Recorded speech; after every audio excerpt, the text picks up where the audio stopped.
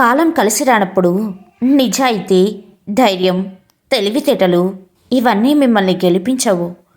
కేవలం ఓర్పు, సహనం మాత్రమే మిమ్మల్ని గెలిపించగలవు. కాబట్టి చెడు రోజుల్లో మీకు ఉండాల్సింది ఓర్పు, సహనం మాత్రమే. మౌనం మనసును శుద్ధి చేస్తుంది. ధ్యానం బుద్ధిని శుద్ధి చేస్తుంది.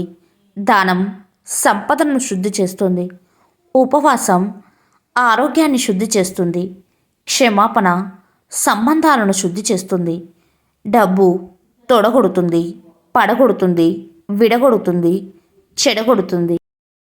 నీకు చేత కాకపోయినా ఎదుర్కోవలసిన యుద్ధం జీవితం. అది నిన్ను చంపదు, కానీ చావు దెబ్బలు కొడుతుంది. నువ్వు కింద పడే కొద్దీ అది యుద్ధమే. ఎప్పుడైతే పడి లేస్తావో అది చరిత్ర. ఒక్కసారి మోసం బయటపడిన తర్వాత నిలదీయడానికి ప్రయత్నించకు. ఎందుకంటే వాళ్ళు చేసేదే కరెక్ట్ అని సమర్థించుకోవడానికి, తిరిగి నీపైనే నిందలు వేయడానికి వెనకాడరు. నీ ధర్మమే నీకు దారి చూపిస్తుంది. నీ సత్యమే నీకు సహాయం చేస్తుంది. నీ మౌనమే నీకు మేలు చేస్తుంది.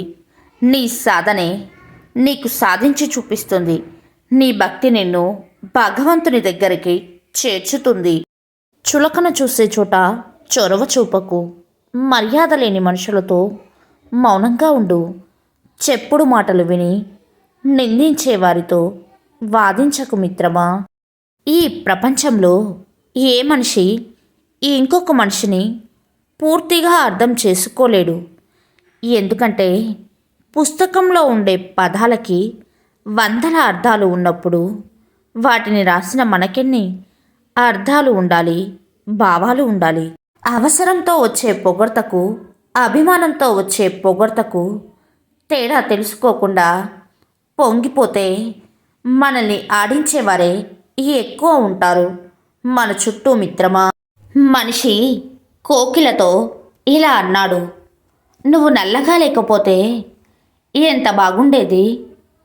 సముద్రంతో అన్నాడు, నువ్వు ఉప్పగా లేకపోతే ఎంత బాగుండేది. గులాబీతో అన్నాడు, నీకు ముళ్ళు లేకపోతే ఎంత బాగుండేది. అప్పుడు ఆ ముగ్గురు కలిసి ఇలా అన్నారు మనిషితో, నీలో ఇలా ఇతరులలో లోపాలు వెతికే గుణం లేకపోతే నువ్వు ఇంకెంత అందంగా ఉండేవాడివి కదా మిత్రమా అని. నీ జీవితం ఎవరి చేతుల్లోనూ ఆటబొమ్మ కాకూడదు. ఓటమి అయినా, గెలుపైనా, బాధైనా, బరువైనా, కష్టమైనా, ఎంత నష్టమైనా నీ జీవితం నీ చేతుల్లోనే ఉండాలి. ప్రాణం పోతున్నా బానిస బ్రతుకు మాత్రం వద్దు. ఒకరిని దూషించే ముందు, ఒకరిని నిందించే ముందు, ఇంకొకరిని తప్పు పట్టే ముందు ఆ మనిషి స్థానంలో నిన్ను ఊహించుకో.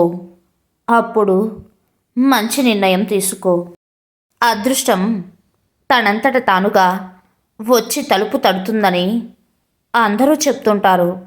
నమ్మొద్దు. అది అవకాశం రూపంలో ఉంటుంది. దాన్ని వెంటాడు, సొంతం చేసుకో. అదే అదృష్టం అంటే.